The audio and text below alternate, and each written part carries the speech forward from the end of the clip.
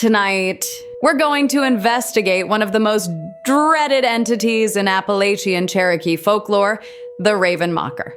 Legend tells us it's a being that preys specifically on the sick and the dying, those whose hold on this world is already loosening. Its true name, I'll try not to mess up the pronunciation here too much, is Kâ'lanû Ahkyeli'skï. It roughly translates chillingly to the death spirit. Other names it's given reveal more of its terrifying motivations. He who covers his face, death caller, and perhaps most viscerally, heart eater. So we have some appropriately eerie names, but what exactly is the Raven Mocker? Cherokee tradition describes them as malevolent spirits. Perhaps folks who were once human, but who now are irrevocably twisted by a desperate, unnatural hunger that defies the natural cycle of life and death. They're embodiments of greed and malice, driven by a singular, horrifying goal to prolong their own unnatural existence by stealing the life force, the remaining years, from those hovering at death's door. Legends often depict them appearing as withered, aged figures due to their unnaturally extended lifespan, reflecting the countless years they have consumed from others. It is also said that, by day, they can walk among us incognito, keeping their true nature hidden to most people. An evil residing within a community, sight unseen. But it is under the cloak of night that their true, terrifying form is unleashed. Tradition speaks of them taking to the air, not as plain old birds, but as shapes of pure fire, their arms outstretched like terrible wings, trailing sparks against the oppressive darkness. Their passage isn't silent either, as it's marked by the sound of a rushing wind, an unnatural disturbance in the still night air. And then there's the cry, not the familiar caw of a common raven, but a unique shriek that freezes the blood of anyone who hears it.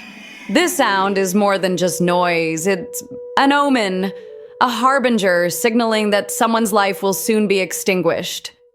Even more terrifying, they can make themselves invisible to ordinary eyes to stay unseen as they gather at the homes of the sick or dying, drawn to them like moths to a fading flame.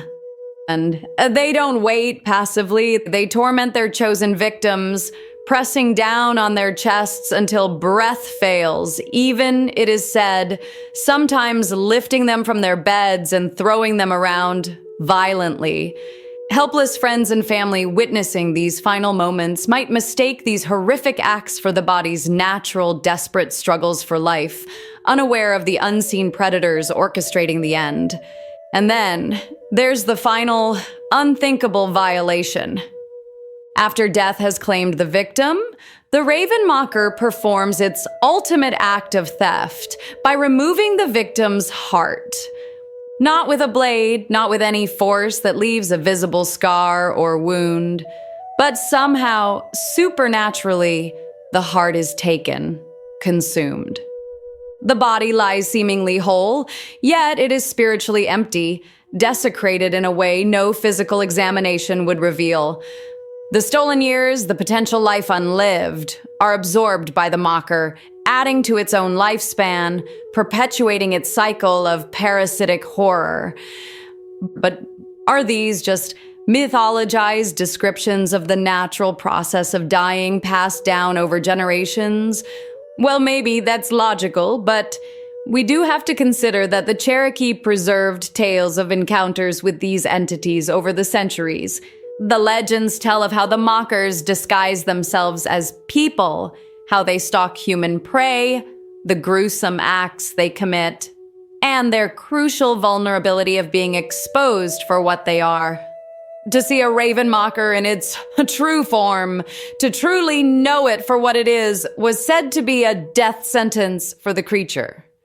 Cherokee tradition holds that once recognized, truly seen through its disguise or invisibility, the raven mocker must die within 7 days. Their legends also say that there are other powerful ways to combat this insidious evil, primarily through the wisdom and intervention of medicine men, the Kâ'lanû, who were not mere healers of the body, but spiritual guardians of the community.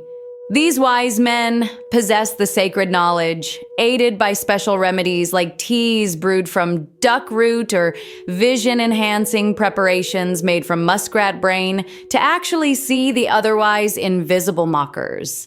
Their mere presence near a sick person could be enough to deter the creatures, forcing them to retreat lest they be revealed. Families would desperately summon a medicine man to guard a loved one hovering near death, or to watch over the body after death until burial, because it was believed that after the body was interred, the heart was safe from the mocker's grasp. Specific rituals offered further protection. Some involved driving special sticks into the ground at each corner of the house, creating a spiritual barrier. Others used sacred tobacco, known as salagayunli or old tobacco, smoked ceremonially in a pipe wrapped in black cloth. The medicine man would slowly circle the house, puffing the smoke towards every path the spirit might approach, creating a protective ward. The power attributed to these rituals was thought to provide a defense against the evil, predatory nature of the raven mocker. But, beyond the old tales, does the raven mocker still fly in our modern nights? Like so many ancient legends, its presence seems to persist into the modern times, though often transformed or misinterpreted.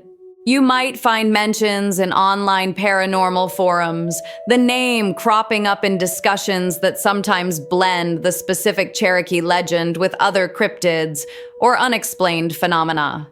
Thus, the original context can become blurred, especially when it gets blended with European traditions like the Welsh Adaryn corpse bird, vampires, and the Grim Reaper. Even so, there are modern anecdotal accounts that seem to eerily match with the legend. One particularly chilling story is one I heard from someone whose grandmother, who, back in the 1960s, worked as a night shift nurse at a rural North Carolina hospital that often saw Cherokee patients. They said that their grandmother told them that the hospital always gave her an eerie feeling, but one night, while outside on a break, she claimed she came face to face with something inexplicable. She described a figure that resembled a bird, but was humanoid in stature, tall, and covered entirely in black feathers arranged in strange, square patterns. Its face was long and pointed, but not quite a beak, and its eyes burned bright red with massive pupils. The creature just stood there, rigid, seemingly as startled by the encounter, and soon after faded into the darkness of the night. Was this a raven mocker seeking potential victims at the hospital? Or was it something else entirely? Perhaps another entity or something mundane, misinterpreted through the lens of a spooky environment. The lines, as they so often do in the paranormal, remain blurred, especially when the original witness is no longer available. Perhaps the endurance of the legend lies in its powerful symbolism. Maybe the idea of the raven mocker persists so strongly because the fundamental fear it represents, the fear of hidden parasitic forces threatening to drain our life away, is truly timeless across many cultures. Whether the raven mocker is viewed as a literal entity still haunting the fringes of the world, or as a powerful metaphor born from deep human anxieties about mortality and hidden evil, its legend reminds us of the thinness of the veil between worlds, between life and death. It teaches us that some darkness hides in plain sight, cloaked in the mundane or the invisible, and that true sight, true recognition, holds a formidable power all its own. So until the next time we meet, listen closely to the sounds in the night, the wind, the cries of birds, and perhaps be wary of who or what might be listening back.